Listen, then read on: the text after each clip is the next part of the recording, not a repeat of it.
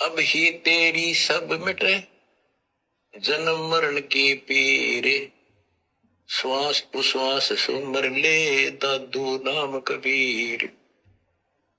अब ही तेरी सब मिटे जन्म मरण की पीर,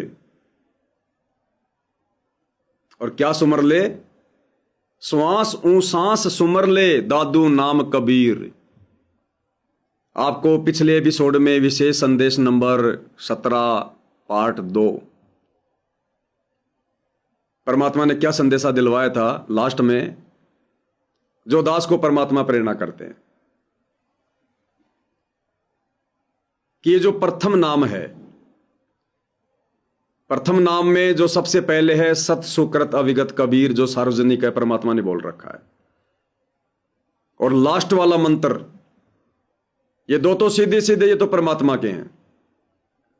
बीच में जो 5 मंत्र हैं, हम उनको देवी देवताओं के मंत्र कहते हैं। ब्रह्मा जी और सावित्री जी का, गणेश जी का, लक्ष्मी और विष्णु जी का, दुर्गा देवी का, पार्वती और शंकर जी का, हम इनको देवी देवताओं के मंत्र कहते हैं।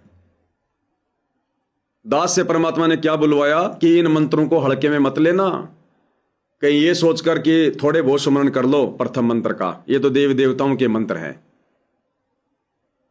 ये देवी देवताओं के मंत्र नहीं है, ये कबीर भगवान के मंत्र हैं, सतगुरु रामपाल जी के मंत्र हैं सारे।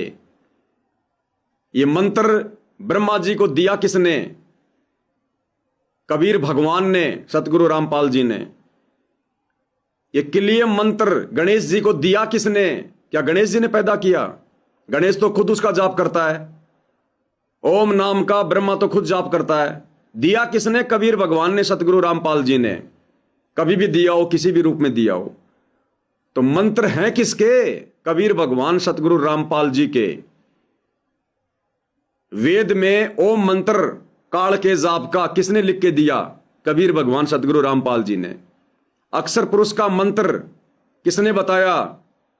कबीर भगवान सतगुरु रामपाल जी ने। वो सोहम मंत्र कोई अक्षर पुरुष का थोड़ी है, अक्षर पुरुष ने थोड़े ना बनाया है। क्या कहते हैं परमात्मा? सोहम शब्द हम जग में लाए, सार शब्द हमने गुप्त छुपाए। तो सोहम शब्द कौन लाया? कबीर भगवान लाया। दिया किसको? अक्षर पुरुष को। तो अक्षर पुरुष का थोड़ी है, ये तो कबीर भगवान का है। तो इन मंत्रों को हम हल्के में ना लें, चाहे सतनाम हो चाहे प्रथम नाम हो, ये सारे कबीर भगवान के मंत्र हैं। अब यहां क्या कह रहे हैं दादू जी अपनी वाणी में, इसको ध्यान से सुनो, ध्यान से सुनो। है इतनी शक्ति समझो अपने कबीर भगवान में, दरिया सत कबीर। सुनो। अब ही तेरी सब मिटे जन्म मरण की पीरे, अब ही तेरी सब मिटे जन्म मरण की पीर, और श्वास श्वास सुमर ले दादू नाम कबीर। श्वास श्वास में सुमर ले दादू नाम कबीर। श्वास श्वास में कौन सा मंत्र सुमरण करते हैं हम? सतनाम। एक काल का, एक अक्षर पुरुष का। वो मंत्र है किसका? श्वास श्वास में सुमर ले दादू नाम कबीर। एक और है जो हमें बाद में आगे चलकर सारनाम में मिलेगा, वो तो है ही परमात्मा का, उनका नाम है, निज नाम है उनका। तो सतनाम भी किसका है? दादू नाम कबीर। श्वास श्वास में सुमर ले दादू नाम कबीर। ये क्यों नहीं कहा कि श्वास श्वास में सुमर ले दादू, वो नाम काल का, अक्षर पुरुष का? तो वो शक्तियां तो खुद उन मंत्रों का जाप करती हैं। उनको दिए किसने वो मंत्र? कबीर भगवान सतगुरु रामपाल जी ने। तो चाहे प्रथम मंत्र हो, चाहे शतनाम हो, चाहे सारनाम हो, ये सारे के सारे मंत्र, ये सब कबीर भगवान सतगुरु रामपाल जी के हैं। तो हमने इनको बड़ी श्रद्धा के साथ में जाप करना है गुरु आदेश अनुसार। इन मंत्रों की कितनी बड़ी महिमा की है गुरुदेव ने। सुबह सुबह जब हम नित्य नियम करते हैं, मंगलाचरण के बाद में मंत्र, अनाहद मंत्र, सुख सलाहद मंत्र, अजोख मंत्र, बेसून मंत्र, निर्वाण मंत्र थीर है, आदि मंत्र, युगादि मंत्र, सदा सत्संगी मंत्र, लोलीन गैर गंभीर मंत्र, सोहम शुभान मंत्र, अगम अनुराग मंत्र, निर्भय अडोल मंत्र, निर्गुण निर्बंध मंत्र, निश्चल मंत्र नेक है, गैबी गुलजार मंत्र, निर्भय निर्धार मंत्र, सुमरत सुकृत मंत्र, अग्नि अवंच मंत्र, अदली मंत्र अलेख है, फजलम फराक मंत्र, बिन रसना गुणलाप मंत्र, जिलमिल जहूर मंत्र, सर्वंग भरपूर मंत्र, सैलान मंत्र सार है, ररंकार गरक मंत्र, तेज पुंज प्रख मंत्र, अदली अबंध मंत्र। ये मंत्रों की तो महिमा हो रही है कि ये मंत्र कितने अजब गजब हैं और किस भाव से इनका सुमरण करना चाहिए। तो ये सारे मंत्र गुरुदेव के हैं, कबीर भगवान के हैं। इन शक्तियों को जाप करने के लिए परमात्मा ने दिए। जो हम कहते हैं कि ये ओम मंत्र ब्रह्मा जी का है, फलाना मंत्र गणेश जी का है, फला मंत्र विष्णु जी का है, वो शक्तियां तो उन मंत्रों का जाप करती हैं। उन शक्तियों को वो मंत्र कबीर भगवान सतगुरु रामपाल जी ने दिए। तो चाहे प्रथम मंत्र हो, ये भी हमारे लिए सार नाम है, सार शब्द है। चाहे शतनाम हो, ये भी हमारे लिए सार नाम है, सार शब्द है। और चाहे सार नाम हो, वो भी हमारे लिए शतनाम है, सार नाम है, सब कुछ है। हम जिस भी मंत्र का जाप करें उस समय उस मंत्र का उसी भाव से करें, उसी श्रद्धा और लगन से जाप करें। अन्यथा गुरुदेव क्या कहते हैं, ऊपरले मन से किया गया सुमरण किसी काम का नहीं है। तो ऊपरले मन से नहीं करना, हमने श्रद्धा भाव से करना है, गुरुदेव भगवान का जान के करना है। क्या कह रहे मालिक? और है इतनी शक्ति समझो अपने कबीर भगवान में, दरिया सत कबीर। अब ही तेरी सब मिटे, जन्म मरण की पीरे, श्वास पुश्वास सुमर ले दादू नाम कबीर। कोई सरगुण में हरीज रहा, कोई निर्गुण ठहराए, दादू गति कबीरे की, मोते कहीं न जाए। अब भाई और बहनों, अजब गजब शिक्षा है इसके अंदर। कोई सरगुण में रीझ रहा, कोई निर्गुण ठहराए। कोई सर ध्यान से सुनो, कोई सरगुण में रीझ रहा, कोई निर्गुण ठहराए, दादू गति कबीर की, मोशे कहीं न जाए। खुद कबीर भगवान गुरु रूप में, गरीबदास जी कौन थे, दादू जी कौन थे? वो जिस समय दादू की आत्मा को परमात्मा सतलोक दिखाने ले गए थे, उस समय वो दादू की आत्मा थी। वापस आते समय परमात्मा उस आत्मा को मिनी सतलोक में बैठा देता है, फिर उस आत्मा के रूप में सारा खेल परमात्मा खेलता है। तो खुद दादू के रूप में कबीर भगवान कह रहे हैं कि कोई सरगुण में रीझ रहा, कोई निर्गुण ठहराए, और दादू गति कबीर की, मोसे कहीं ना जाए। विचार करो भाई और बहनों, आम का सीजन है। देखो, समझना यहां पर गुरु और परमात्मा में कितना अभेद संबंध है। इसलिए मालिक कहते हैं गुरु और गोविंद दो नहीं भाई, जब तक दो समझोगे दो जग में जाई, नरक में जाओगे। अब यह भेद कैसे समझा जाएगा? गुरु आशीर्वाद से, साध संगति के माध्यम से, सतगुरु के विशेष आशीर्वाद और सत्य प्रेरणा से। वो प्रेरणा परमात्मा किसी भी भाई बहन में कर सकते हैं। आम का सीजन है और सबकी इच्छा होती है आम खाने की। सब लोग मार्केट में जाते हैं, कोई दुकान पे जाता है, आम खरीदता है, आम खाता है, आनंद महसूस करता है, वाह जी वाह, आनंद आ गया, बड़ा मीठा। गुटली को फेंक दिया, गुटली को फेंक दिया। कोई पेड़ से आम तोड़ता है, आम खाया, वाह जी बड़ा आनंद आया, आम खा के गुटली को फेंक दिया। यानी आज से पहले चारों युगों में हम यही करते आए हैं। अज्ञानता में हमने मूल वस्तु को फेंक दिया, ठोकर मार दी और हल्का फुल्का लाभ लेते रहे, क्षणिक लाभ लेते रहे। आम खाया, गुटली फेंक दी, आम का सीजन चला गया। फिर आदमी कहता है मुझे आम खाना है, आम खाना है। भैया अब आम कहां मिले? अब आम कहां मिले? 12 महीने तो आम तुझे मिलेगा नहीं। फिर कभी आम का सीजन आएगा, फिर कभी परमात्मा धरती पे आएगा और तेरा कभी उससे मुलाकात हो गया, भेंट हो गया, थोड़े बहुत लाभ मिल जाएंगे तुझे, क्षणिक लाभ, आम खा लेगा। लेकिन हर बार वो परमात्मा आता है, हमें हर सीजन में आम खिलाने की विधि बता के जाता है, लेकिन हम उस विधि को नहीं अपनाते। हम बस पका पकाया आम खाने की फिराक में रहते हैं कि ना ना मुझे तो आम चाहिए बस। आम तो भैया थोड़े समय के लिए है। अगर तुझे परमानेंट आम खाना है, अब कोई व्यक्ति कहे कि भैया मुझे परमानेंट आम कैसे मिलेगा, मुझे परमानेंट आम खाने, वो कैसे मिलेगा मुझे? तो वो क्या कहेगा कि भैया ये ले जा, ये गुटली, ये आम की गुटली है, वो थमा दे उसके हाथ में कि ये ले, तेरे को आम दे रहा हूं, ये आम ले जा। अब वो नादान आदमी जिसको विधि का नहीं पता, जिसको प्रोसीजर का नहीं पता कि मैं अपने घर के आंगन में आम कैसे खा सकता हूं, कैसे पैदा कर सकता हूं, मुझे ना बाजार में जाने की जरूरत पड़ेगी, ना कहीं भ्रमने भटकने की जरूरत पड़ेगी, ना मुझे आम के लिए किसी को पैसे देने की जरूरत पड़ेगी। तो जिसको प्रोसीजर का पता है वो कहे, उसके हाथ में वो गुटली देकर, आम की गुटली, कि ये ले भाई परमानेंट परमानेंट। अब वो कहे कि भाई साहब क्यों पागल बना रहा है यार, कहां आम और कहां आम की गुटली, ये आम है कोई, ये क्यों मुझे पागल बना रहा है? अब वो दुकानदार गलत नहीं कह रहा, वो आदमी, वो ग्राहक भी गलत नहीं कह रहा, क्योंकि ग्राहक उस प्रोसीजर से परिचित नहीं है, ग्राहक विधि से परिचित नहीं है।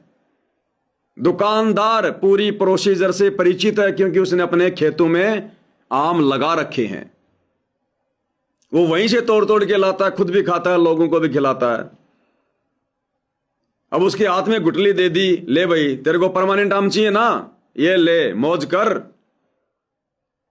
और वो कहेगी भाई साहब क्यों मूर्ख बना रहा है यार, ये आम है, ये इसको खा के देखूं कुछ आनंद आएगा इसमें, आम दे दिया, ये आम है ये।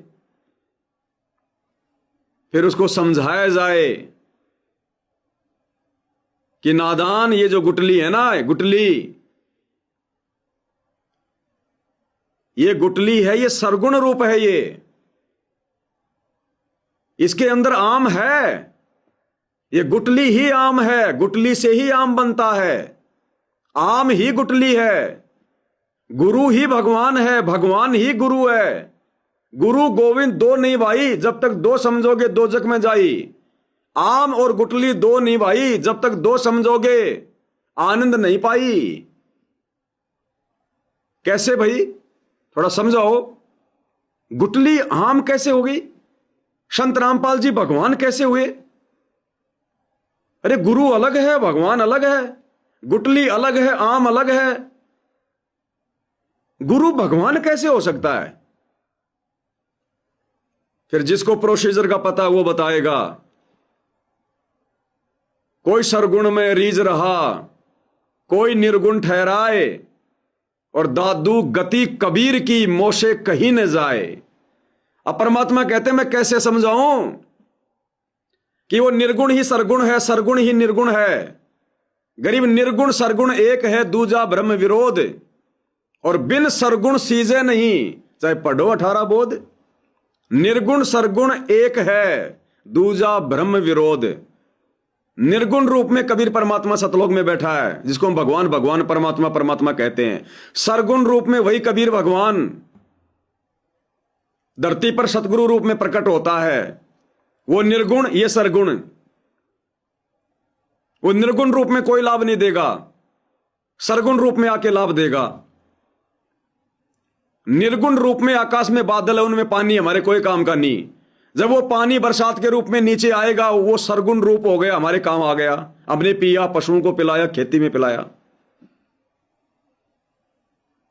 निर्गुण सरगुण एक है, गुटली आम एक है, गुरु भगवान एक है।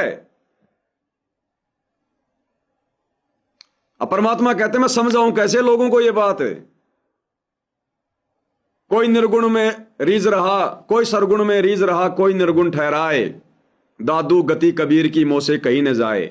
आज ये संगत इसी भ्रम में तो पड़ी है कि गुटली आम कैसे हो सकती है, गुटली आम कैसे हो सकती है, संत रामपाल जी कबीर कैसे हो सकते हैं, संत रामपाल जी भगवान कैसे हो सकते हैं। ये साध संगति वाले मूर्ख बना रहे हैं, साध संगति वाले काल प्रेरित हो गए। गुटली को आम कह रहे हैं, गुरु को भगवान कह रहे हैं। अरे गुटली ही आम है, गुरु ही भगवान है। लेकिन प्रोसीजर, बिना प्रोसीजर के वो गुटली आम नहीं बनेगी। बिना प्रोसीजर के, बिना साध संगति के आपको गुरु में भगवान नजर नहीं आएगा। अब उसको कोई समझाए कि भाई ये गुटली तू ले जा, और एक प्रोसीजर है, ध्यान रखना, गुटली ले जा, अपने घर के आंगन में गड्ढा खोदना, उसमें थोड़ा खादवार डालना, ये गुटली उसके अंदर डाल देना, ऊपर से हल्का सा पानी डाल देना, साइड में कोई कटीली बाड़ लगा देना, रक्षा करना इसकी। फिर एक पौधा सा निकलेगा, फिर वो पौधा बड़ा होगा, सुरक्षा बराबर रखना, मर्यादाओं का ध्यान रखना। फिर वो पौधा पेड़ बनेगा साल 2 साल में।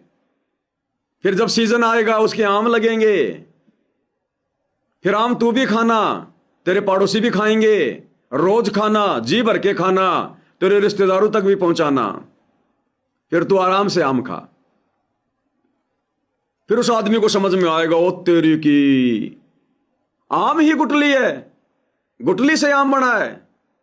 आम गुटली के अंदर था, भगवान गुरु के अंदर था, गुरु से ही भगवान मिला, गुटली से आम मिला। ये तो दोनों एक ही हैं, ये निर्गुण सरगुण एक ही है, गुरु भगवान एक ही है। तो आज ये जो संगत है भाई और बहनों, सतलोक आश्रमों से जुड़ी हुई, ये संत रामपाल जी को गुटली मान रही है, गुटली। ये संत रामपाल जी भगवान नहीं हो सकते, गुटली कभी आम नहीं हो सकती। उस आदमी के लिए जिंदगी में नहीं हो सकती जिसको प्रोसीजर का नहीं पता। और जिसको प्रोसीजर का पता चल गया कि गुरु भगवान कैसे होता है, गुरु को कैसे भगवान मानना होता है, वो प्रोसीजर है साथ संगति में। आज किसी को कोई डाउट नहीं है, किसी सत्सेवक को डाउट नहीं है। सोपन में भी कोई बड़े से बड़ा ज्ञानी आकर भ्रमित करना चाहिए, मुंह की खा के जाएगा। कोई हमें भ्रमित करना चाहे कि गुटली आम नहीं होती, मुंह की खा के जाएगा। भैया तेरे को प्रोसीजर का नहीं पता, गुटली से ही आम बनेगा, गुटली ही आम है। फिर वो आदमी घर बैठे बैठे आम खाएगा, फिर उसको बाजार जाने की जरूरत नहीं है, उसको आश्रमों में धक्के खाने की जरूरत नहीं है, नाम दीक्षा केंद्रों पर जाने की जरूरत नहीं है। फिर आम खरीद के खाने के लिए नाम दीक्षा, उसको मार्केट में जाने की जरूरत नहीं है, सब्जी मंडी में जाने की जरूरत नहीं है, किसी के पेड़ के पास जाके भीख मांगने की जरूरत नहीं है कि भाई तेरे पेड़ से एक आम तोड़ के दे दे, क्योंकि उसने खुद उस प्रोसीजर से आम पैदा कर लिया। सत्सेवक भाई बहनों ने गुरु को भगवान मान के घर में शब्द रूप में विराजमान कर लिया। अब हमने भगवान को ढूंढने के लिए, भगवान से लाभ लेने के लिए आश्रमों में जाकर धक्के खाने की जरूरत नहीं है, नाम दीक्षा केंद्रों पर जाकर धक्के खाने की जरूरत नहीं है। हमने साध संगति से जुड़कर वो प्रोसीजर अपना ली जिस प्रोसीजर से गुटली से आम बनता है। हमने साध संगति से जुड़कर गुरु को भगवान मान लिया, और आज हमें वो भगवान के सारे लाभ मिल रहे हैं। अब हमने परमानेंट पेड़ प्राप्त कर लिया आम का। तो ये विधि परमात्मा सतयुग में भी बताया करते थे, त्रेता में भी, द्वापर में भी, कलयुग में भी। आज भी गुरु जी यही तो बता रहे हैं कि गुरु को भगवान माने बिना मोक्ष नहीं होगा। कितनी कोशिश कर लो, भले तुम्हें ज्ञान भी है, तुम मंत्र भी जाप कर रहे हो, तुम आरती भी कर रहे हो, ज्योति पाठ भी करवा रहे हो, लेकिन बेटा अगर मोक्ष चाहिए तो गुरु को परमात्मा मानना पड़ेगा। और जिसने गुरु को परमात्मा मान लिया, फिर वो कबीर की दाढ़ी मूंछ वाली फोटो को, उस नकली कबीर को, उस नकली भगवान को, फिर वो कभी भी अपने मंदिर में नहीं रखेगा, अपने घर में, अपने दरबार में, अपने लोकेट में नहीं रखेगा। तो ये गुटली से आम बनाने वाली विधि इन सतलोक आश्रमों में नहीं है। गुरु को परमात्मा मानने वाली विधि इन आश्रमों में नहीं है। इन्होंने तो 1997 में संत रामपाल जी को आकाश में उड़ा दिया कि वो तो सतलोक गए। अब कोई गुटली को फेंक दे ऊपर और फिर सोचे मैं आम खाऊंगा। अरे गुटली तो तूने फेंक दी, जिस गुटली से आम बनना था वो गुटली तो तूने फेंक दी। जिस गुरु से सब कुछ मिलना था उस गुरु को तो तूने आकाश में उड़ा दिया, सतलोक भेज दिया सह शरीर। अब तेरे को क्या टिंडे मिलेंगे यहां पर? तो भाई और बहनों, ये प्रोसीजर है, और ये प्रोसीजर केवल साध संगति में है।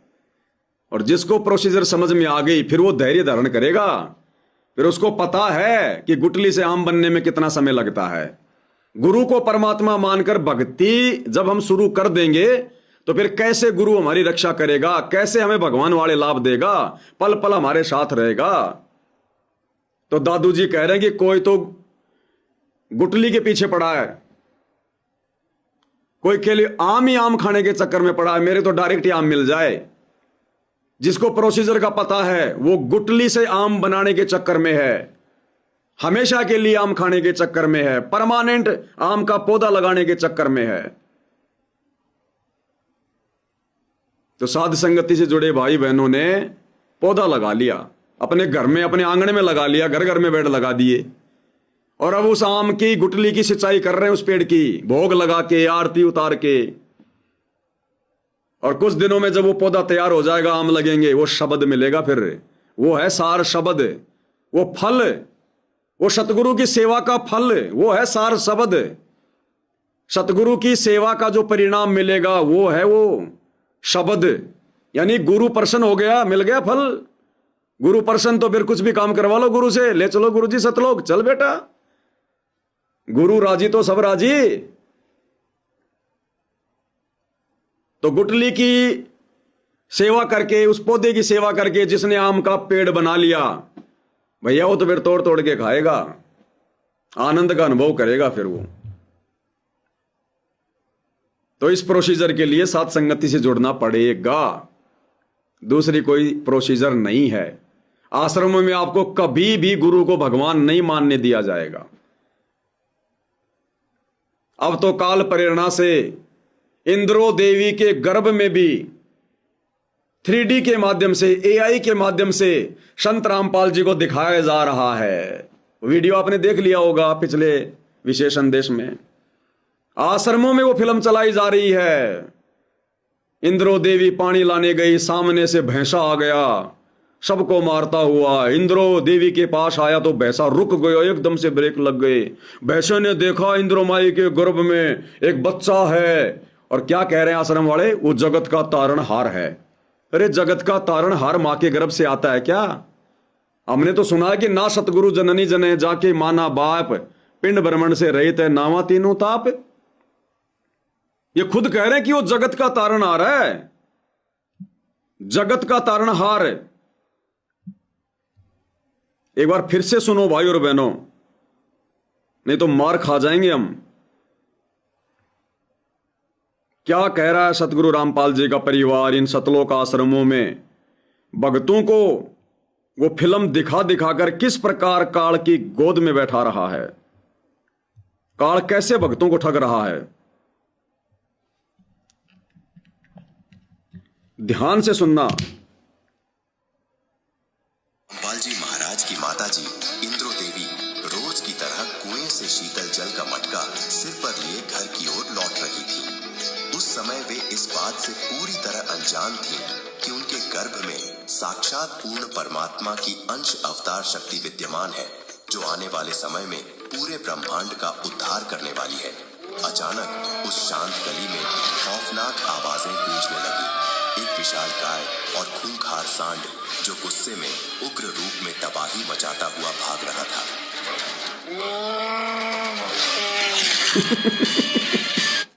अब इन आश्रमों में ये चलाया जा रहा है, संगत आश्रमों में जाती है सत्संग सुनने, और शतरंग और संगत को क्या सुनाया जाता है? बेचारे जाते हैं गुरु जी के मुख कमल से मधुर मधुर वचन सुनने, और वहां संगत को सुनाया क्या जाता है पहले से काल के एजेंटों के द्वारा फिल्म बनाकर। देख लो भाई और बहनों, सतनाम। संत रामपाल जी महाराज गाय क्या सुनाया जा रहा है, सुन लो। गुस्से में उग्र रूप में तबाही मचाता हुआ भाग रहा था।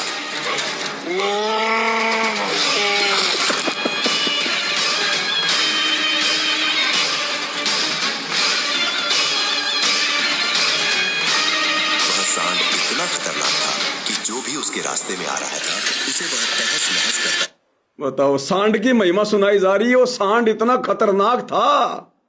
अरे सांड खतरनाक ही होता है मेरे भाई, सुहावना नहीं होता, आनंददायक नहीं होता। सांड जब उग्र रूप धारण कर ले तो खतरनाक ही होता है, सबको पता है इस बात का। सुनते जाओ।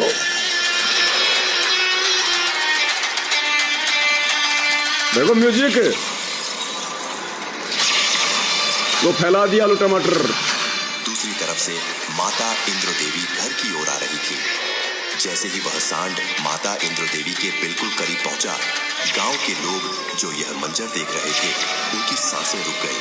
उन्हें लगा कि अब एक गर्भवती महिला की जान बचना नामुमकिन है।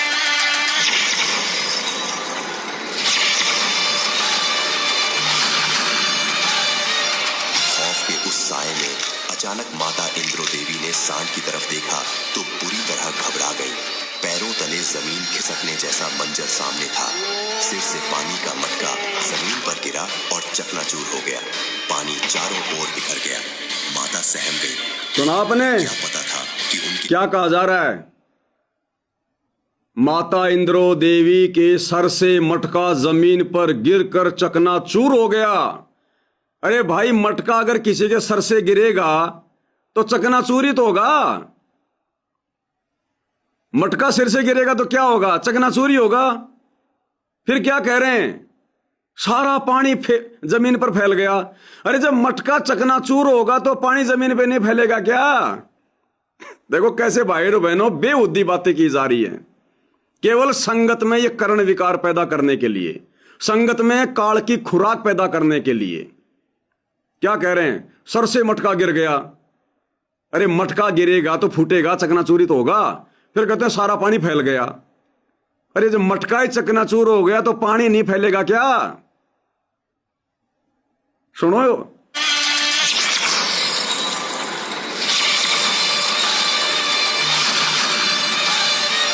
खौफ के उस साए में अचानक माता इंद्रो देवी ने सांड की तरफ देखा तो बुरी तरह घबरा गई। पैरों तले जमीन खिसकने जैसा मंजर सामने था। मटका सिर से पानी का मटका जमीन पर गिरा और चकनाचूर हो गया। पानी चारों ओर बिखर गया। माता सहम गई, लेकिन उन्हें क्या पता था कि उनके गर्भ में जो बालक है वह तो स्वयं जगत के तारणहार है। जैसे ही लेकिन माता जी को क्या पता था? उनके गर्भ में जो बालक है वो तो स्वयं जगत का तारणहार था। अब जगत का तारणहार कौन होता है? कबीर भगवान। और कबीर भगवान को माता इंद्रो देवी के गर्भ में बैठा हुआ दिखा दिया तो संगत कैसे अपने गुरु को भगवान मानेगी? ये खुद कह रहे हैं कि माता इंद्रो देवी को क्या पता था उनके गर्भ में जो बालक था वो तो स्वयं जगत का तारणहार था। फिर सुन लो एक बार। चूर हो गया। पानी चारों ओर बिखर गया। माता सहम गई, लेकिन उन्हें क्या पता था कि उनके गर्भ में जो बालक है वह तो स्वयं जगत के तारणहार है। उनके गर्भ में जो बालक हैं वो तो स्वयं जगत के तारणहार हैं। अब जगत का तारणहार कौन?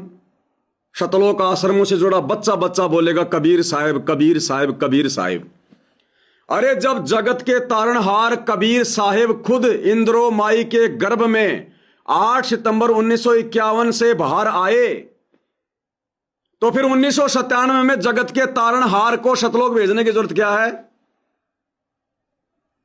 फिर 1997 में 3D से फिल्म बनाकर जगत के तारणहार संत रामपाल जी को यानी कबीर भगवान को फिर 1997 में शतलोक भेजने की क्या जरूरत है, जब खुद ही जगत का तारणहार है, खुद ही कबीर भगवान है।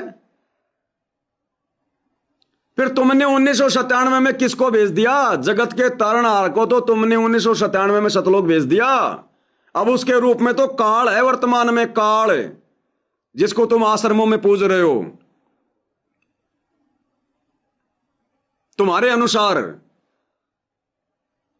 क्योंकि जो खुद जगत का तारणहार है इंद्रो माई के गर्भ में पल रहा था तो गर्भ से बाहर आया तो फिर वही जगत का तारणहार आया।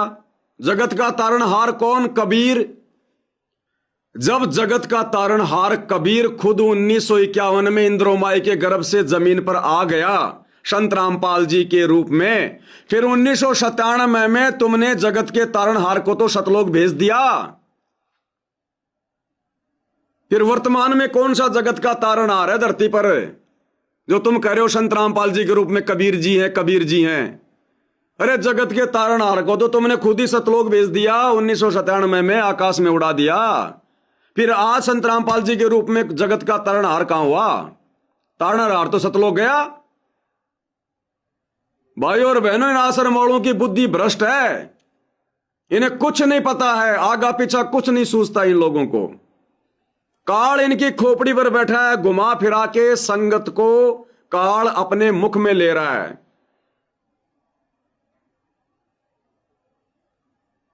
अरे कॉमन सेंस की बात है, मूर्ख से मूर्ख आदमी भी ये गलती नहीं करेगा जो गलती ये अपने आप को बहुत बड़े पढ़े लिखे और बहुत बड़े तत्वज्ञानी होने के बावजूद कर रहे हैं।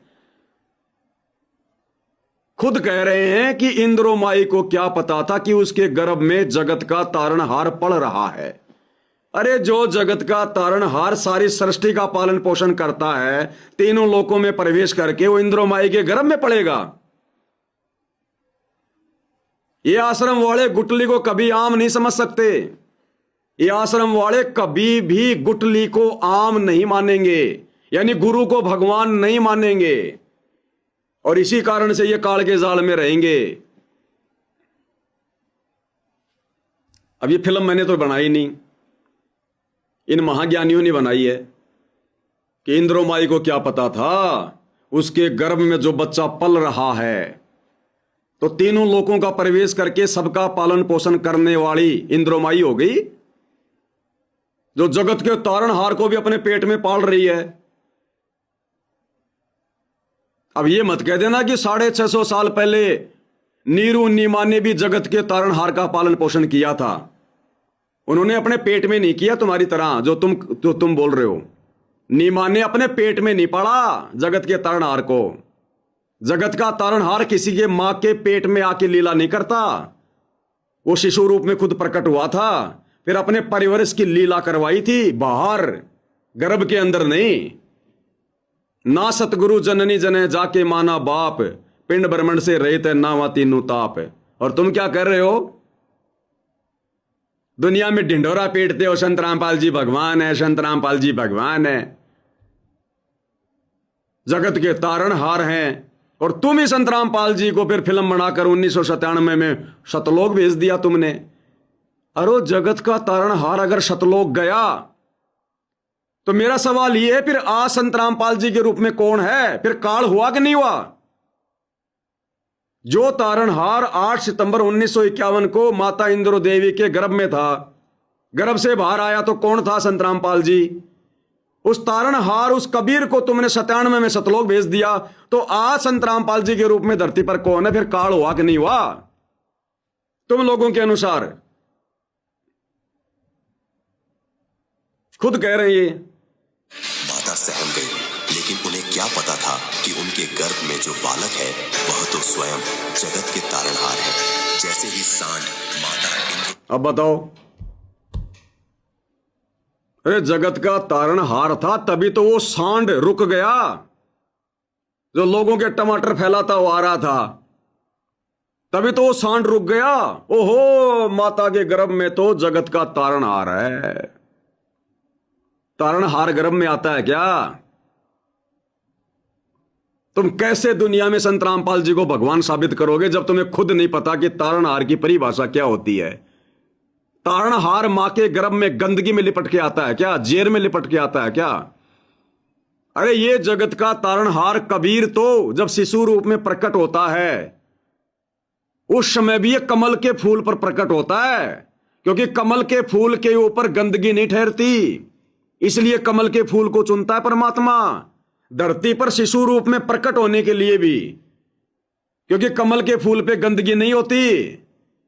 और वो जगत का तारणहार कबीर मां के गर्भ में सड़ेगा क्या? नरकुंड में जेर में लिपट के बाहर आएगा। इनका बंटाधार है भाई और बहनों, बंटाधार गोल है इन आश्रम वालों का। इनकी बुद्धि पे काल बैठा, जो काल चाह रहा है वो बना रहे हैं। काल तो अपनी खुराक तैयार करवाएगा भाई, कुछ मुख में कुछ गोद, कुछ को तो खा लिया, कुछ अपनी गोदी में लेके हिला रहा है आश्रम वालों को। पको पको, जल्दी करो, बची कुची मर्यादा तोड़ो, आ जाओ मेरे मुंह में, आ जाओ मेरे मुंह में, कुछ मुख में कुछ गोद। तो ये हाल है इनका। इसलिए दास कह रहा कि ज्ञान चर्चा में, डिबेट में ये आश्रम वाले 5 मिनट भी साध संगत वाले भाई बहनों के सामने नहीं टिक सकते। 5 मिनट भी इनको हर पॉइंट पर मुंह की खानी पड़ेगी। इनका पसीना नहीं सूखेगा, पसीना भी। ये क्या दुनिया के सामने ये ज्ञान चर्चा झाड़ते हैं ये इन आश्रमों में, ग्रंथ दिखा दिखा के, शास्त्र दिखा दिखा के। अरे पहले खुद तो समझ लो उन शास्त्रों को, पहले खुद तो सतगुरु की परिभाषा समझ लो। तारणहार की परिभाषा का नहीं पता तुम्हें? तारणहार को तुमने एक औरत के गर्भ के अंदर 9 महीने तुमने सड़ा दिया। वो जगत का तारणहार है जो खुद नरक भोग के आ रहा है। नरक कुंड है मां का गर्भ, ऊपर को पैर नीचे को सिर। जगत का तारणहार कभी नरक कुंड भोग के आएगा क्या? तो विचार कर लो भाई और बहनों, किस दिशा में संगत को लेकर जाया जा रहा है सतलोक आश्रम वालों के द्वारा। काल की खुराक खिलाई जा रही है, फिल्में बना बना के कर्ण विकार पैदा किया जा रहा है, ताकि गुरुदेव के सत्संग फिर आगे वाले समय में अच्छे ना लगे। गुरु को मानुष मनवाया जा रहा है कि कोई गुरु को भगवान मान के भक्ति ना कर ले। इसलिए दास कहता है भाई और बहनों, ये काल के दूत हैं, काल के दूत, काल के एजेंट। गुरु जी के बेटा बेटी भाई बंधु रिश्तेदार, ये कोऑर्डिनेटर या आश्रम संचालक है, ये सारे के सारे काल के दूत हैं, काल के एजेंट।